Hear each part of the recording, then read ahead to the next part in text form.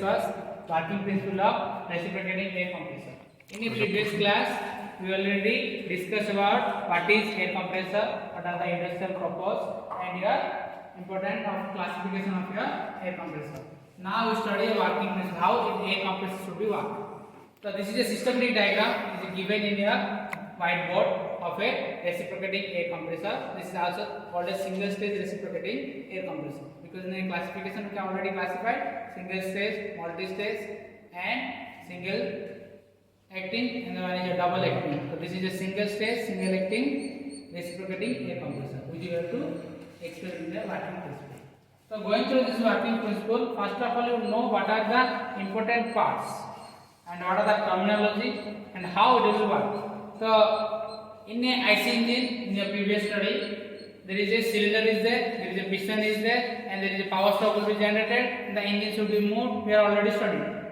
So here is the same thing will be happen, but here is a cylinder and piston is there, but is a compression process occur due to the using of this cylinder and piston. This is called as reciprocating air compressor. So basically when you going through these parts, so first of all this is piston, which will be slide on our cylinder body, and it will be slide up and down according to your top dead to bottom dead. The upper level is called as top dead center and lower level is called as bottom dead center. Dead center means the position of piston should be moved, that and this top and bottom will be fixed. That is called as dead center.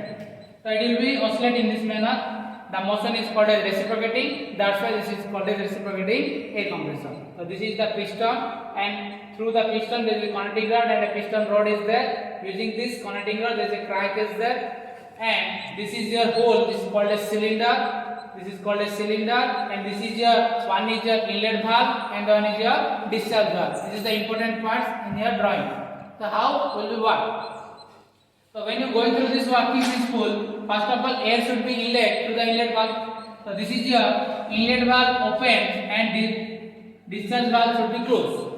First inlet valve open and discharge valve will be closed. So inlet valve, when the air will be inlet, atmosphere air will be filterized, and that pure air will be inlet to the cylinder, and the cylinder should be inside through the inlet valve, and according to the capacity of cylinder or according to the size of cylinder, the air should be inlet according to the cylinder size, because size depend on length, breadth and height of the cylinder. That is the volume of your cylinder.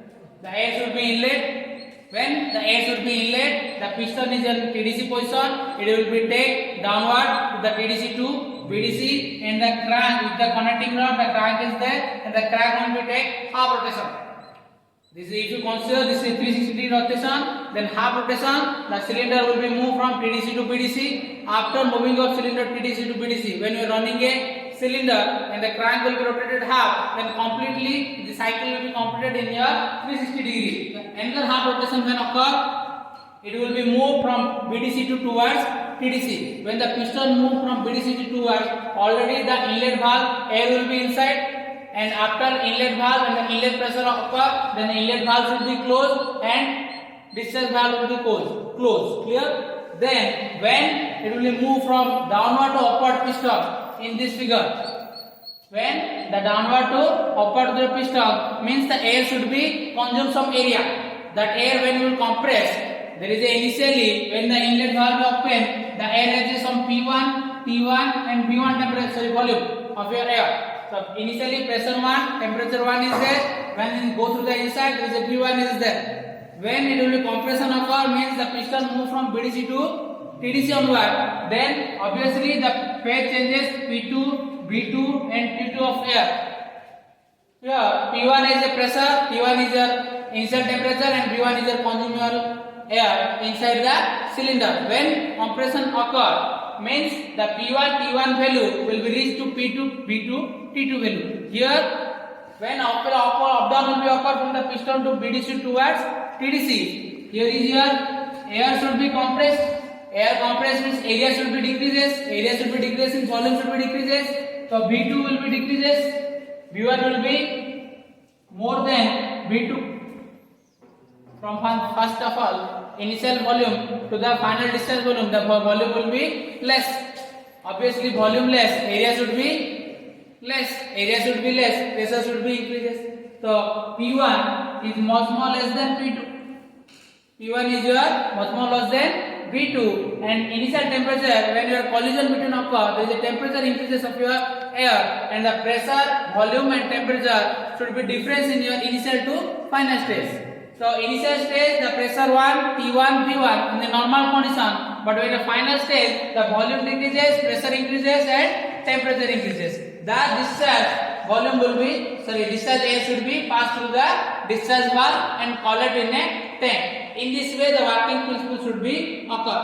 So in this way air pressure should be increases. Once again listen. First of all, what happened?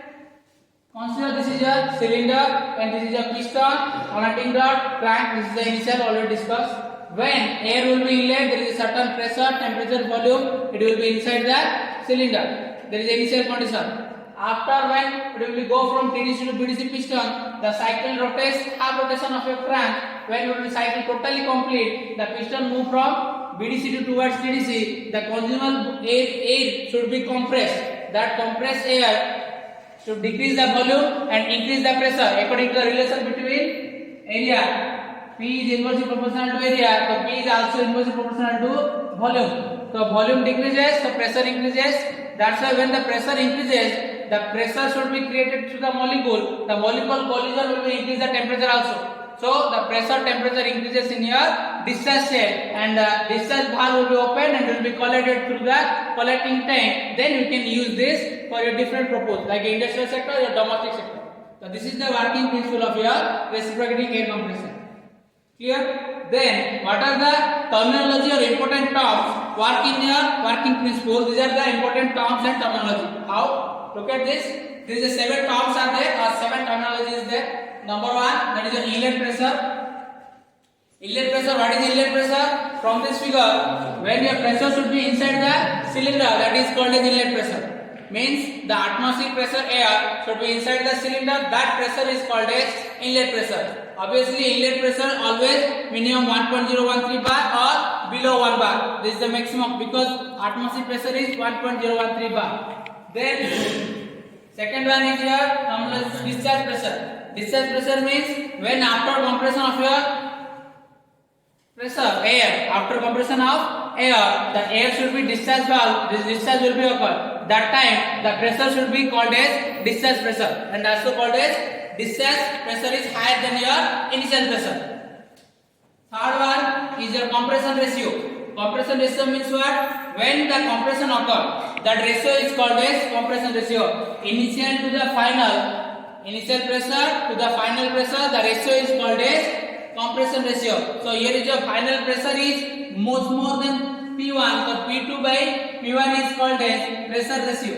Because P2 is high, P1 is low, so obviously pressure ratio is always more than 1. So that's why P2 is high by P1. The P2 by P1 is called as compression ratio. So here is the compression ratio defined by the compression process. Next one, compression capacity.